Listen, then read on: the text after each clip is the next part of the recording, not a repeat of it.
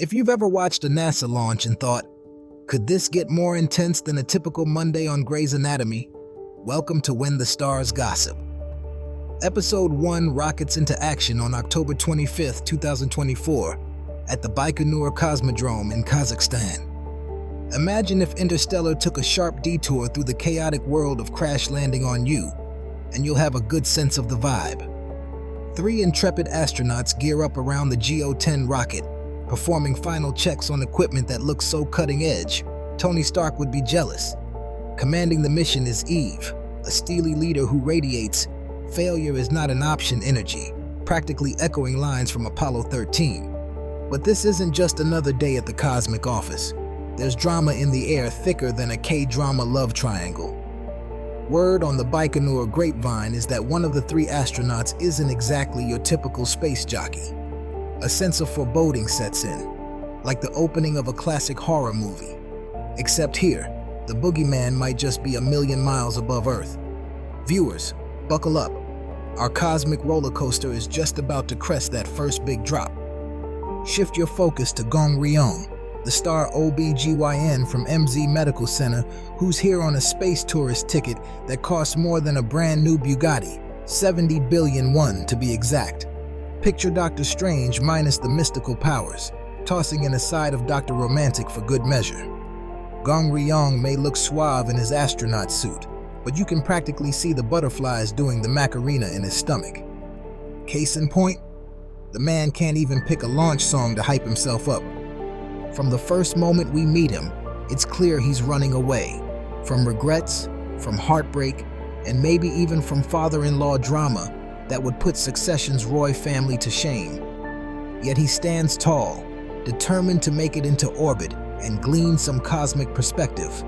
If only he could muster the courage to handle zero gravity without losing his lunch. Spoiler, that part might be harder than he thinks.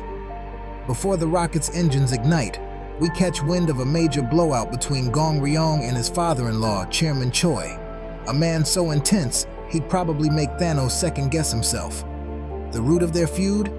Chairman Choi believes Gong has effectively ended his bloodline by failing to save Go-Yoon's baby. Meanwhile, Go-Yoon, the chairman's daughter and Gong sort of spouse, is nursing her own heartbreak following the tragic death of her brother Dong-hoon, who died heroically saving workers from a collapsing structure. Flashbacks reveal Gong bumpy road to success. Raised by eccentric aunties in the back of a bar, occasionally hustling street thugs to scrounge up tuition money, and eventually hitting a perfect CSAT score that catapulted him into med school. It's like the K-drama version of a superhero origin story, minus the spandex. We also see glimpses of the day he first locked horns with the Choi family, setting the stage for some premium revenge drama. If you're getting Mahjong vibes, that ultra-dramatic K-drama style, you're not alone. When liftoff finally happens, it's more precise than a K-pop dance routine.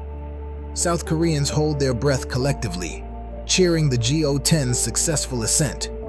Everything looks as smooth as a BTS choreo set, until Gong starts hurling in 0G. Cue comedic chaos. Wads of floating vomit swirl around the cabin like confetti at a Coachella afterparty, while his 2 astronaut companions scramble to contain the cosmic mess. Mid-vomit, Gong is bombarded by rapid-fire memories, his auntie's boisterous laughter, the punks he took down to earn extra cash, and the very moment he delivered his first baby. Think of it as a dramatic highlight reel, reminiscent of that pivotal scene in Ratatouille when Remy tastes cheese and strawberries, except here it's accompanied by a far less appetizing aroma. Despite the queasy chaos, the rocket's journey continues. One small step for Gong, one giant leap for interplanetary drama. The episode swings back to reveal more about Gong-ryong's tumultuous relationship with Go-yoon. Their affection flits between awkward passion and simmering resentment. One minute, Go-yoon's throwing a surprise kiss at him that feels plucked out of a Saturday Night Live spoof. The next, she's pulling a ring out and saying they should get married, like a K-drama version of "we just met, but let's do this." Is she sincere? Or is this part of a cunning plan to defy Daddy Dearest? Meanwhile, Gong can't decide whether this is love, lust, or a thirst for revenge. We see the emotional cracks in his armor. He's still grieving the lost child and furious at Chairman Choi for blacklisting him in the medical world. If you've ever wondered what happens when two wounded souls find fleeting solace in each other, Episode 1 provides a front-row seat to the emotional fireworks. Just when you think the drama can't get any weirder, a stray frozen corpse, or so it seems, comes ricocheting into the space station's exterior. Hints of aliens swirl through the corridors as panic erupts, but it turns out to be a suitsat, an actual spacesuit satellite used for experimental purposes. Naturally, this wreaks havoc on the station's stability, and it's up to Commander Eve to swoop in like Captain Marvel. She regains control of the craft and saves Gong, who's choking on who knows what in the chaos. Eve, however, ends up injuring her toes in the process. A classic meet cute if your idea of romance involves potential asphyxiation and dislocated digits. The way they lock eyes when she rescues him screams, "Ship us now," in neon letters. Call it cosmic fate, call it forced proximity. Either way, a new tension crackles in the air, overshadowing even that multi-billion-won rocket budget.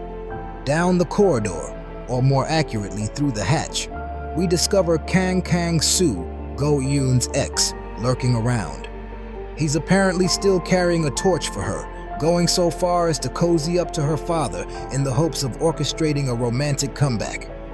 The man's persistence is about as unrelenting as a second-gen K-pop idol promoting a comeback single. Back in the main hub, Eve's trying to play it cool, but her foot is bleeding.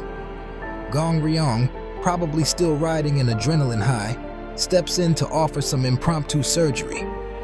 It's one thing to stitch up a wound on Earth, but in zero gravity it's like trying to thread a needle on a roller coaster. Our good doctor fumbles mightily, citing injuries of his own as the reason he can't handle the needle. Cue some side-eye from Eve, who threads it on her first try, flexing more skill than a MasterChef finalist. The whole procedure unfolds in awkward closeness. No anesthesia, no courtesy of sedation, just pure grit. Eve's breath hitches, Gong Ryong's brow furrows, and any spectator might confuse the tension for a new twist on 50 Shades of Space. When it's all over, he mumbles something about her amazing toes. Swoon or cringe. Either way, sparks are undeniably flying. By the end of this galactic premiere, we've witnessed rocket launches, melodramatic showdowns, rogue suits turning into satellites, and the beginnings of a potentially star-crossed love quadrangle. With so many cosmic variables, exes in orbit, a father-in-law out for blood, and a commander who's unafraid to literally break bones, or toes, to save her crew, this is shaping up to be the kind of binge-worthy ride that K-drama fans dream of. Episode 1 sets the stage with enough twist to rival an M. Night Shyamalan film, only with more zero-G vomit and fewer jump scares. Whether Gong Ryong's vow for revenge will triumph over the gravitational pull of a new romance remains anyone's guess. One thing's for sure, if this series continues on its current trajectory, it'll be a top contender for the most over-the-top space rom-com award, and we'll all be gleefully strapped in for every next launch.